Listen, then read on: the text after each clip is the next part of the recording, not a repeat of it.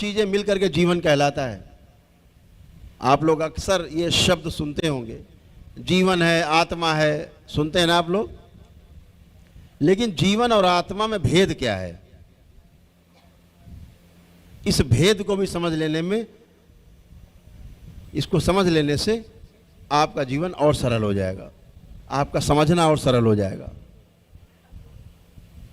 कि जीवन क्या है और आत्मा क्या है। आत्मा एक अंश है जो परमपिता परमेश्वर से अलग होकर के साक्षी भाव में पूरी सृष्टि में विद्यमान है। अगर कोई साक्षी भाव में है, अगर कोई दृष्टा है, तो वो केवल आत्मा है, बाकी सब करता है, भोगता है।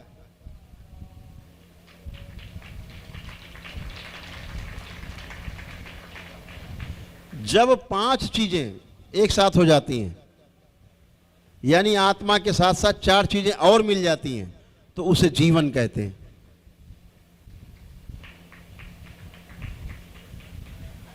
आत्मा के साथ बुद्धि, चित्त, वृत्ति और मन, जब ये लग जाते हैं तो इसे जीवन कहते हैं।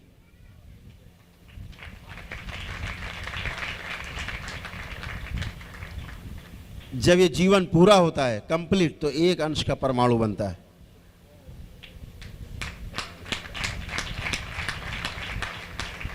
ऐसा नहीं है कि आप एकदम से मनुष्य शरीर में प्रकट हो गए। कभी आप कोई पदार्थ रहे होंगे, धातु, मिट्टी, सोना, चांदी, कभी पेड़ पौधे रहे होंगे, कभी जीव जंतु रहे होंगे, आज मानव शरीर में। जब आप मानव शरीर में हैं तो आपका जीवन पूरी तरह से कंप्लीट बैठा हुआ है, और आपकी कल्पनाशीलता और आपकी कर्म स्वतंत्रता आपके पास है। कर्म की स्वतंत्रता तो मनुष्य के पास है, ध्यान रखना, लेकिन फल भोगने के लिए भी तैयार रहना। ये भोगना ही पड़ता है मनुष्य को। कर्म करने की स्वतंत्रता है, मार दो या मर जाओ, लेकिन भोगने के लिए आप परतंत्र हैं, वहां पर आपकी नहीं चलने वाली। उसी से बचने के लिए आपको गुरु की शरण में जाना होता है, जैसे आप सब बाबा की शरण में हो। और तमाम कर्म भोग बाबा माँ ने, दरबार ने आपके काटे हैं, इसलिए आप मस्ती में बैठे हो दरबार में। आप कर्म भोग ईश्वर भी नहीं काट सकता, ध्यान रखो। ईश्वर आपको कर्म भोग सहने की क्षमता तो प्रदान कर सकता है, आपके कर्म भोग को जो कटते हैं शरीर पे, उनको सहने की क्षमता बढ़ा सकता है।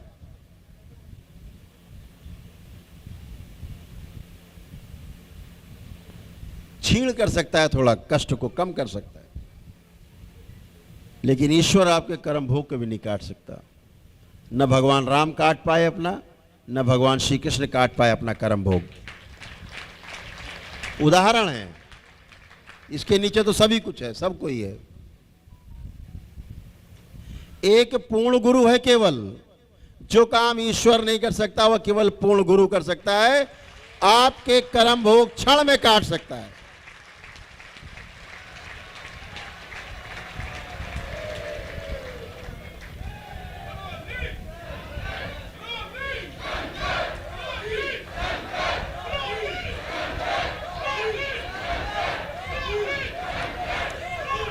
इसीलिए कहा गया, गुरुर् ब्रह्मा गुरुर्विष्णु गुरुर्देवो महेश्वर गुरुर् साक्षात परब्रह्म तस्मै श्री गुरुवे नमः।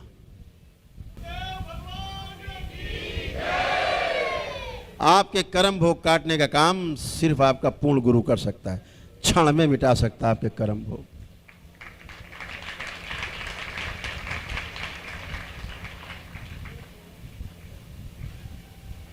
जितने अनावश्यक कष्ट से दरबार नष्ट कर देता है, गुरुदेव की कृपा से, बाबा की कृपा से। फिर आप अपनी तप और तपस्या के आधार पे अपने आगे जीवन को चला पाते हैं। तो जीवन की जब मैं बात कर रहा था तो सब आप बात समझ गए होंगे कि आत्मा में और जीवन में क्या फर्क है।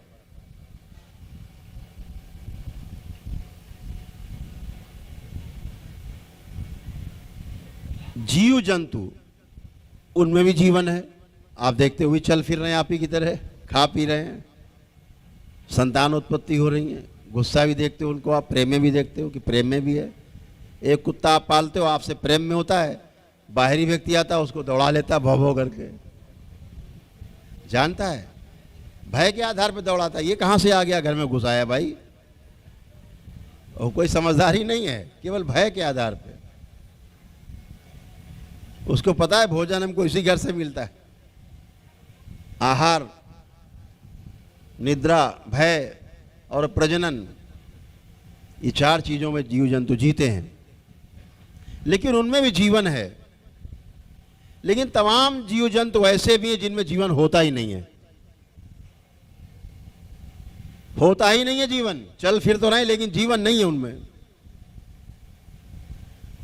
कभी आप लोगों ने पढ़ा हो तो विश्व में तमाम ऐसी वनस्पतियां भी हैं जो चलती हैं, सक्रिय होती हैं। जीव जंतु जानवरों को पकड़ के खा लेते हैं, पेड़ पौधे खुद खा लेते हैं।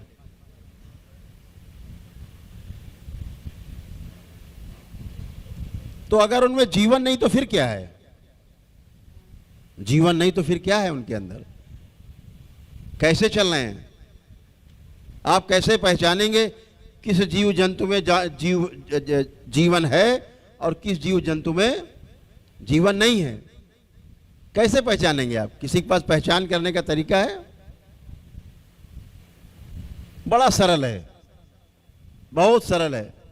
आपके सामने जीव जंतु घूम रहे हैं, टहल रहे हैं, आप देख रहे हैं, इनमें जीवन है कि नहीं, कैसे पहचानेंगे? बहुत सरल है, एकदम सरल।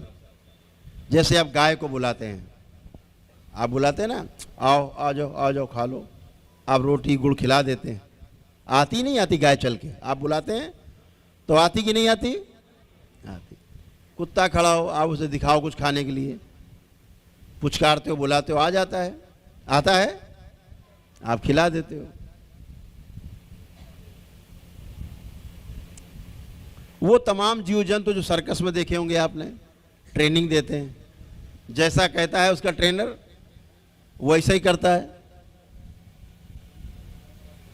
तो इन सब में क्या हुआ? जीवन है।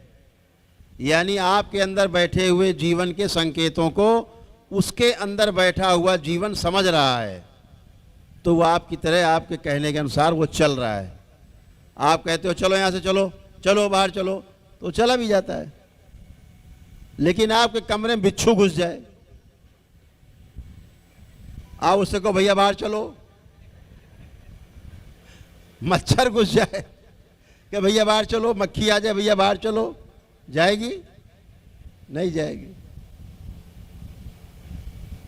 आप मक्खी को बुलाओ, आओ आओ, नहीं आएगी, नहीं आते। आप मेढक को बुलाओ, आओ भैया आओ जरा कुछ खा लो, वो पता नहीं उछल के किधर जाएगा, सुनता ही नहीं। छिपकली जा रही है, आपके बुलाने पर नहीं आएगी, डर के मारे भाग तो जाएगी, क्योंकि भय उसके पास है। आहार, निद्रा, भय और प्रजनन, भय है उसके पास, ये भाग तो जाएंगे आपसे डर के मारे। मेढक डर के मारे भाग जाएगा और बिच्छू भी डर के भाग जाएगा आपसे, लेकिन आपके बुलाने से। तो जो आपके संकेतों को नहीं समझ पा रहा है उसमें जीवन,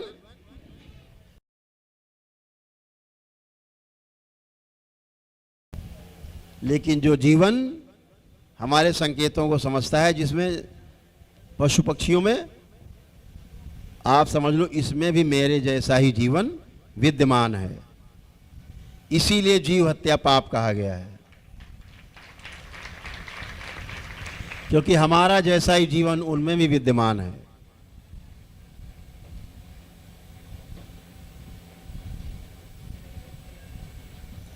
मां कामाख्या मेरी मां है, हम सबकी माँ है, हमारी माँ सबकी माँ।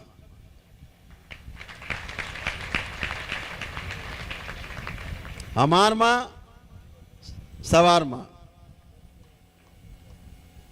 लेकिन मैंने वहां का भी विरोध किया कि बलि प्रथा यहां बंद होनी चाहिए, धर्म के नाम पर हिंसा नहीं होनी चाहिए।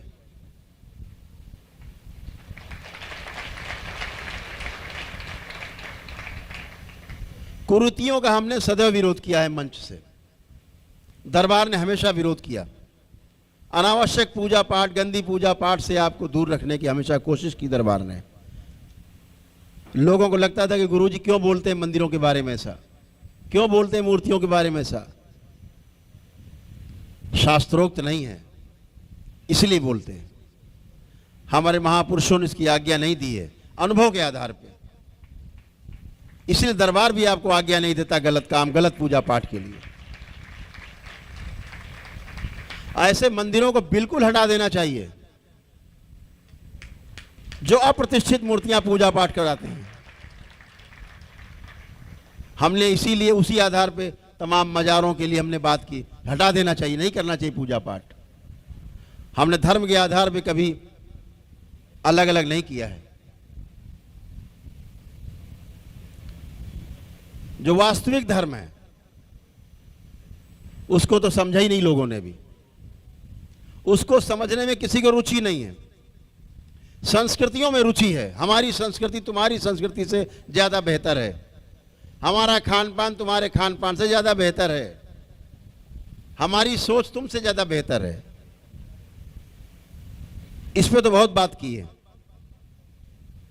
लेकिन धर्म है क्या इस पर बात नहीं की कभी। इसी को धर्म मान लिया।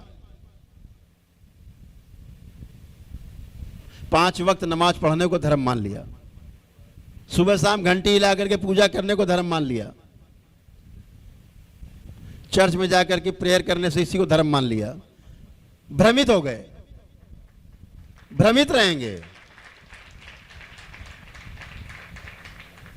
ये शरीर के आधार पे सारे काम हो रहे हैं, शरीर को देख करके, छोटा बड़ा, तेरा मजहब छोटा मेरा धर्म बड़ा। हमेशा छोटा बड़ा रहेगा, हमेशा वहां एक दूसरे को सुख नहीं पहुंचा सकते, ना सुख मिलेगा। जब आप जीवन के आधार पे देखेंगे, सनातन के आधार पे आप देखेंगे, सनातन है क्या, यही हमारा धर्म है। सनातन ही धर्म है इस संसार में, दूसरा कोई धर्म नहीं। बाकी सब संस्कृतियां हैं। हमने अपनी देश काल परिस्थितियों के आधार पर अपनी अपनी संस्कृतियां हमने निर्मित की। हमारे महापुरुषों ने हमारे स्वास्थ्य के लिए तमाम चीजें हमें समझाई, बताई, लिपिबद्ध कर गए, लिख गए, ये करना है, ये नहीं करना है।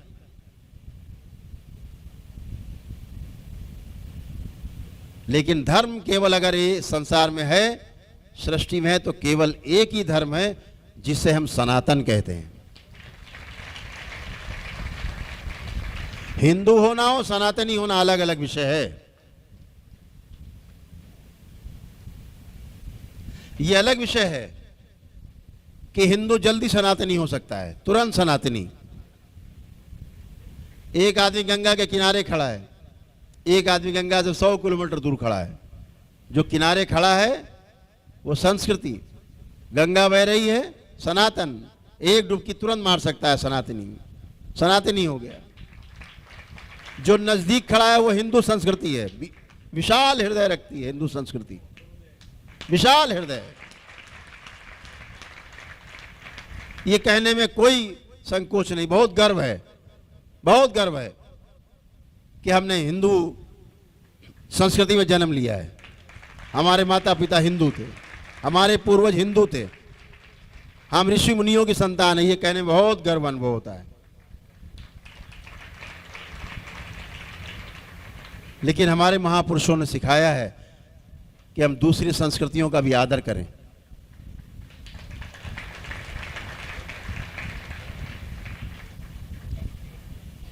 है क्या सनातन? सनातन क्या है? हवा चल रही है, सनातन है। पेड़ पौधे, वनस्पति जगत, पूरा पदार्थ जगत, पहाड़, समुद्र, धरती, आकाश, अग्नि, जल सदा से था, है और हमेशा रहेगा। यही सनातन है। सनातन कभी बट नहीं सकता, सनातन कभी एक का नहीं हो सकता, सनातन सबका है। चाहे मुस्लिम भाई हो, चाहे क्रिश्चियन भाई हो, चाहे वो बौद्ध हो, चाहे वो सिख हो, कोई भी मतावलंबी हो, सब पहले सनातनी है। इस बात को ध्यान रखना, माने या ना माने। ये जो 5 तत्व हैं यही सनातन है। हम कहते हैं अपने मुस्लिम भाइयों से, सनातन से अलग होकर दिखाओ। हवा छोड़ दो, मत लो।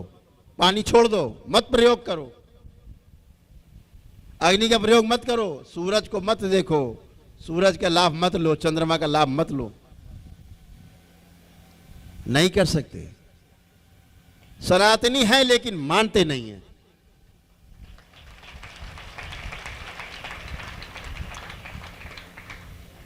ठीक बात है, मानना भी नहीं चाहिए। जब तक जान ना जाओ चीज को तब तक मानो भी नहीं। आपने दरबार को पहले माना, मानने के आधार पे आए, फिर दरबार से जुड़े और जान गए। अब जानने के आधार पे आप जुड़े हुए हो। धरती की कोई ताकत इस उपलब्ध नहीं है इस धरती में जो आपको दरबार से अलग कर दे।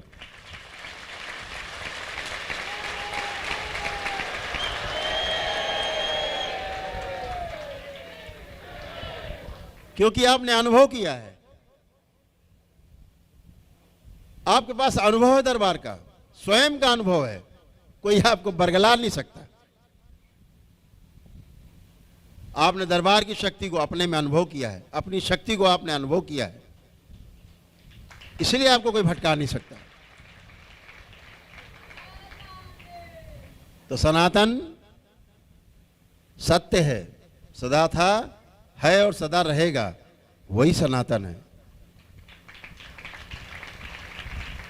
चारों अवस्थाएं मौजूद रहेंगी हमेशा। पदार्थ जगत हो, वनस्पति जगत हो, जीव जगत हो, ये मानव जगत हो।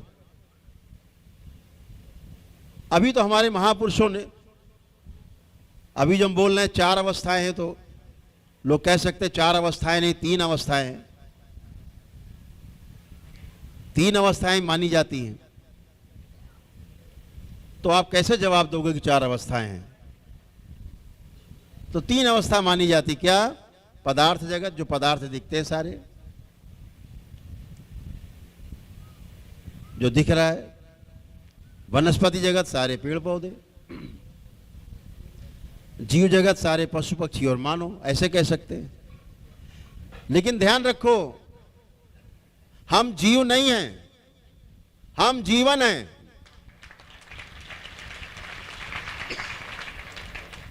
और ये जो जीवन बैठा है इसके अंदर जागृत होने के लिए बैठा है, इसी आशा में बैठा है, मनुष्य शरीर में। जीव और जीवन में फर्क है। मैंने अभी आपको बताया कि जो जीव है उसके पास कल्पनाशीलता और कर्म स्वतंत्रता नहीं है। हाथी क्या कर सकता है बेचारा? अपने जीवन काल में 2, 4, 500, 1000 वृक्ष खा लेगा तोड़ ताड़ के, लेकिन वृक्ष नहीं गिराता हाथी, शाखाएं तोड़ता है, फल फ्रूट खा लेता है तोड़ के। कितने तोड़ लेगा वृक्ष? लेकिन एक आदमी में इतनी शक्ति है, पूरे संसार को जला के खाक कर सकता है, पूरे पेड़ पौधे खत्म कर सकता है। और इसी मनुष्य में वो शक्ति है कि एक मनुष्य करोड़ों अरबों वृक्ष लगा सकता और लगवा सकता है। ये काम हाथी नहीं कर सकता, शेर नहीं कर सकता, क्योंकि उसके पास कल्पनाशीलता नहीं है, कर्म की स्वतंत्रता भी उसके पास नहीं है।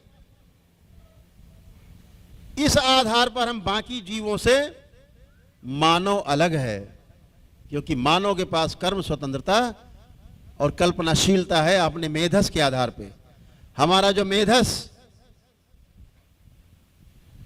स्थिर है यहां पर, इस मेधस के आधार पर हमारी कल्पनाशीलता और कर्म स्वतंत्रता हमारे पास है,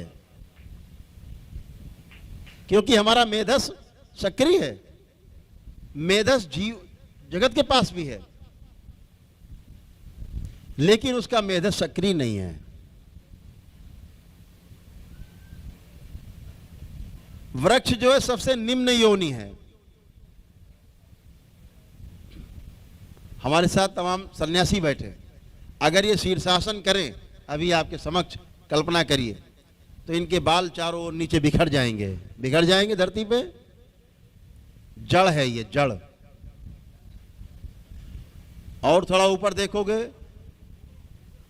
तो फिर तना दिखाई देगा, हाथ पैर दिखाई दे, उंगलियां दिखाई देंगी, शाखाएं हैं। वृक्ष इसी का उल्टा है। सबसे निम्न योनि क्या हुई? पेड़ पौधे। और सर्वश्रेष्ठ योनि क्या हुई? मनुष्य योनि। उल्टा है बिल्कुल वृक्ष के।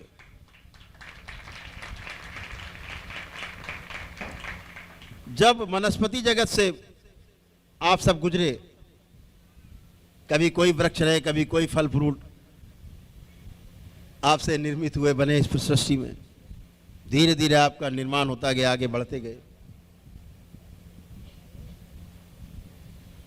तो इस तरह के जीव मौजूद हैं जिनकी रीढ़ की हड्डी नीचे की ओर झुकी हुई है, धरती की ओर मुंह करके चलते हैं, धरती की ओर मुंह करके चलते हैं। जैसे सुअर सबसे नीचे झुकी हुई रीढ़ की हड्डी है, पृथ्वी की तरफ सिर झुका हुआ है। अभी ये निम्न रीढ़ जो थोड़ा ऊपर उठा है। धीरे धीरे रीढ़ की हड्डी सीधी वाले जानवर मिलेंगे, घोड़ा वोड़ा मिलेगा आपको सीधा, शेर एकदम तन के चलता है सीधा। धीरे धीरे सीधे में आप जिराफ मिलेंगे, ऊंट मिलेंगे, गाय मिलेगी सिर उठा के चलने वाली, देशी गाय। ये श्रेष्ठ योनि है जीव जगत में। फिर आया मनुष्य, जिसकी रीढ़ की हड्डी एकदम सीधी हो गई है, एकदम सीधी ऐसे। तो पेड़ पौधों से यात्रा शुरू होकर के आपकी मनुष्य योनि में आप सर्वश्रेष्ठ योनि मिली आपको।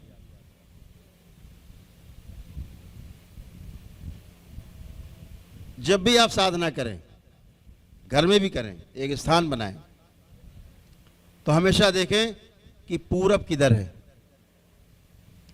पूरब में चिन्ह लगा दें, फिर उत्तर किधर है, उधर एक चिन्ह जाके लगा दें। पूरब, पूर्व और उत्तर दोनों दिशाओं के बीच में जो स्थान है, जिसे हम ईशान कोण कहते हैं, उधर की ओर मुख करके हमेशा साधना करनी चाहिए, जप करना चाहिए। क्यों करना चाहिए? हमेशा कोई बात बताए, उससे सवाल जरूर पूछ लो, क्यों? वो कहते भैया उस मंदिर में नहीं जाना, कभी उस मठ में नहीं जाना। उससे पूछो क्यों? अरे वो तो बहुत खराब है। तो बताओ कैसे खराब है, क्लियर करो। क्यों जरूर आगे रखना, कैसे तो बाद में आएगा, क्यों पहले।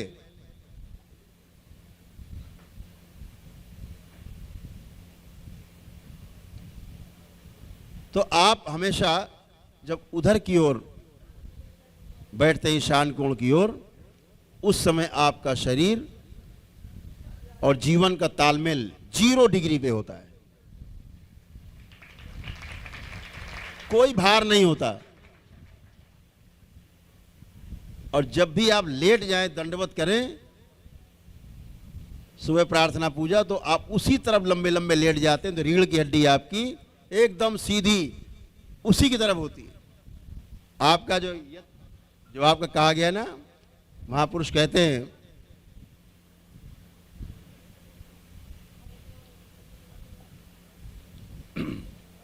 यत पिंडे तद ब्रह्मांडे, यही ब्रह्मांड है। दंडवत करते सबसे पहले उधर की ओर ही जाता है, ईशान कोण की ओर। लेट जाए तब भी रीढ़ की हड्डी सीधी।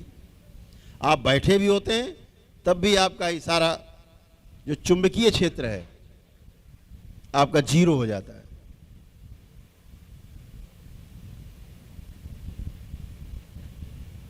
तो हमेशा आपकी जो साधना है, ध्यान है, जप है, उस तरफ ही मुख करके ही करना चाहिए आपको। एक समय बना लेने से नियम से और अच्छा होता है। जैसे दरबार में आप देखते हैं ठीक 7 बजता है सुबह का, आरती होती। सबसे पहले क्या होता है दरबार में? सबसे पहले प्रातःकाल रुद्राभिषेक समय से होता है, ब्रह्म मुहूर्त में। 3:45 बजे आपका रुद्राभिषेक शुरू हो जाता है समय से। एक समय बंधा हुआ है। ये सूक्ष्म जगत आपकी प्रतीक्षा करता है क्योंकि आपसे जुड़ा हुआ है। आप क्या समझ रहे हैं? आप केवल हजारों लोग यहां उपलब्ध, इतने ही लोग हैं सुन रहे हैं? यहां करोड़ों अरबों लोग हैं जो आपकी बात को सुन रहे हैं, देख रहे हैं।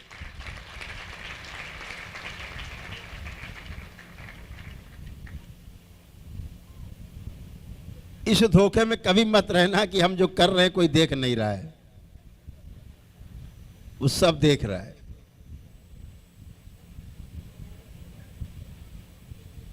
इसीलिए दरबार आपको तुरंत बता देता है। गड़बड़ करके आते हो, बता देता है तुमने ये गड़बड़ किया। आपके तो वहां गुरुजी गड़बड़ हो गई। कैसे देख? तो दरबार देख रहा है तभी तो बताया दरबार ने। दरबार कहता है गुरुजी इसने ये गड़बड़ किया है। हम कहते क्यों भाई तुमने गड़बड़ की? हाँ गुरुजी गड़बड़ हो गई।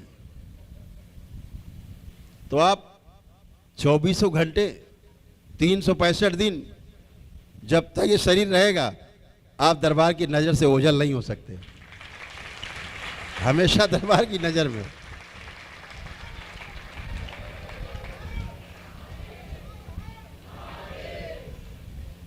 भोलेनाथ के, माता कामाख्या के, बाबा और मां के सीसीटीवी ऑन है बिल्कुल। आपके साथ ही साथ रहते हैं, साथ साथ।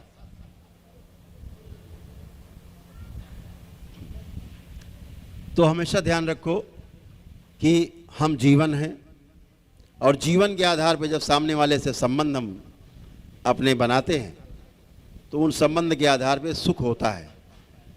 दोनों पक्ष सुखी होते हैं। जब हम जानते हैं कि मेरे चुटकी काटने से मुझे कष्ट होता है तो इसके चुटकी काटने पर इसको भी कष्ट होता है। जब ये बात समझ लेते हैं तो फिर हम चुटकी नहीं काटते, फिर हम चुटकी लेते हैं, चुटकी काटते नहीं।